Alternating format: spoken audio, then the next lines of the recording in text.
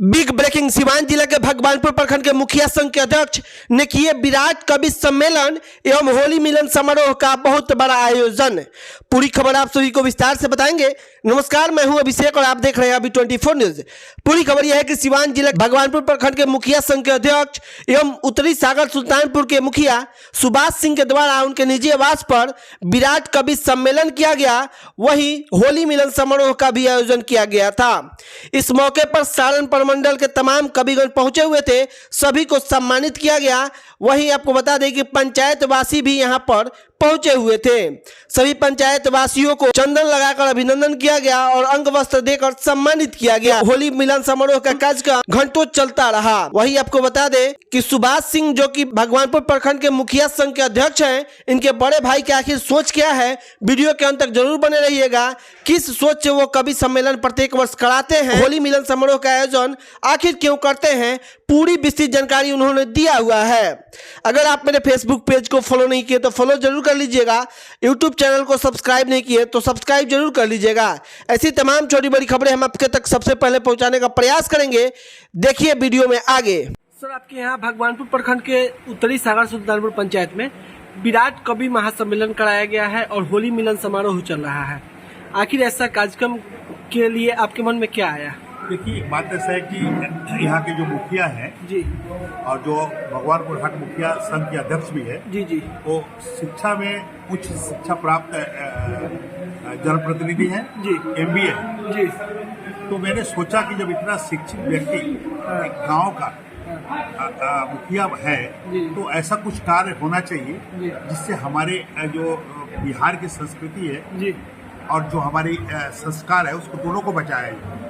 इसके लिए हमने देखिए, बिहार में होली का मतलब ये होता है अमूमन की आप नशा किए, मांस मदिरा खाए, झगड़ा किए, कीचड़ उछाले, होली आपका हो गया। होली जो त्योहार है क्षमा याचना त्योहार है। इस साल भर हम गलतियां किए हैं, अपने बड़ों बुजुर्गों के साथ होली खेलेंगे, हम सब साथियों के साथ रंग गुलाल खेलेंगे और क्षमा मांगेंगे। इसी के उपलक्ष्य में मेरी ये सोच मेरे समझ में आया कि एक होली यहाँ पर बिहार में एक हमारे यहाँ कवि सम्मेलन होना चाहिए, हास्य कवि सम्मेलन, जिसके माध्यम से हम लोगों को लुभाएं, अपने संस्कृति को जगाएं, अपने संस्कारों को आगे बढ़ाएं, अपने युवा साथियों को एक चेतना के रूप में उनको लाए चैतन्य करें। और चैतन्य करने के बाद चाहे वो राजनीतिक क्षेत्र में हो, चाहे व्यवसायिक क्षेत्र में हो, शिक्षा के क्षेत्र में हो, सही तरीके से काम करें। तो ये होली में हम गुलाल लगाते हैं, हम सम्मानित करते हैं कवियों को और उनके माध्यम से आवाहित करते हैं अपने युवा साथियों को कि आप समाज में इस तरह का कार्य करिए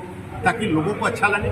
माँ बहन बड़े बुजुर्ग सबके साथ बैठ के हम ये होली मिलन समारोह देख सकते हैं, कर सकते हैं। और इस तरह का मेरा प्रयास है और ये प्रयास जब 2-4 जगह और होने लगा तो मैं समझूंगा कि मेरा ये प्रयास सफल हुआ। जैसे मैं कलकत्ता में इस साल मैंने लिट्टी चोखा उत्सव में 17,000 लोगों को लिट्टी चोखा का स्वाद चखाया और उसको देख के जब लोग करते हैं तो मुझे खुशी होती है। और होली प्रीति सम्मेलन जो गुलाल लगाकर और हम मिष्ठान खिलाकर उनको शरबत पिलाकर करते हैं, एक मैसेज है उन कुरीतियों से आप बाहर निकलें और अच्छे कार्यों को आप करें और समाज में आए, समाज को मजबूत करें, समाज को जोड़ने का काम करें। ठीक वैसे जिस धान के खेत में चिकनी मट्टी लोगों को अपने मिट्टी को जोड़े रहता है, वो सूख जाएगा तो अलग नहीं होगा, फिर बरसात का इंतजार करेगा।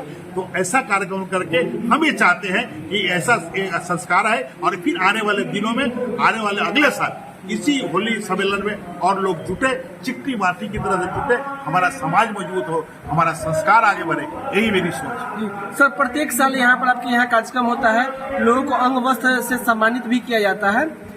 ये कार्यक्रम आखिर कब तक चलता रहेगा? देखिए, जब तक सामर्थ्य है जी और जब तक इसका हम प्रसार नहीं कर लेते, इसका प्रचार प्रसार नहीं कर लेते आप लोगों के माध्यम से और लोग शुरू नहीं करते, तब तक ही चलेगा।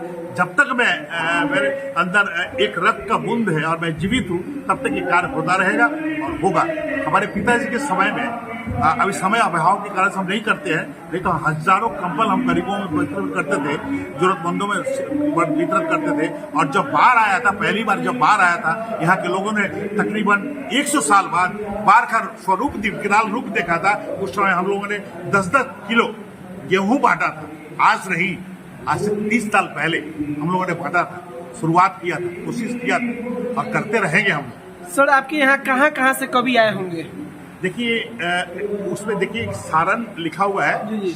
मैं भी ठीक आप जैसे आए हैं, मैं भी आगंतुक हूँ।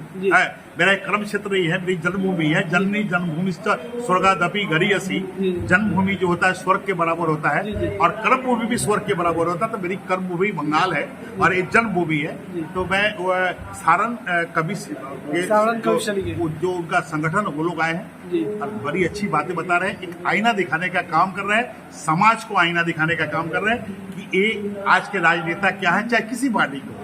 आज आइडियोलॉजी नहीं है। देखिए पूर्व प्रधानमंत्री अटल बिहारी वाजपेयी ने कहा था संसद भवन में अंतिम भाषण में, अपने जीवन के अंतिम भाषण में उन्होंने कहा था कि नेता आएंगे, नेता जाएंगे, पार्टियां आएंगी, पार्टियां जाएंगी, प्रधानमंत्री आएगा, प्रधानमंत्री बदलेगा, किंतु देश बचे रहना चाहिए।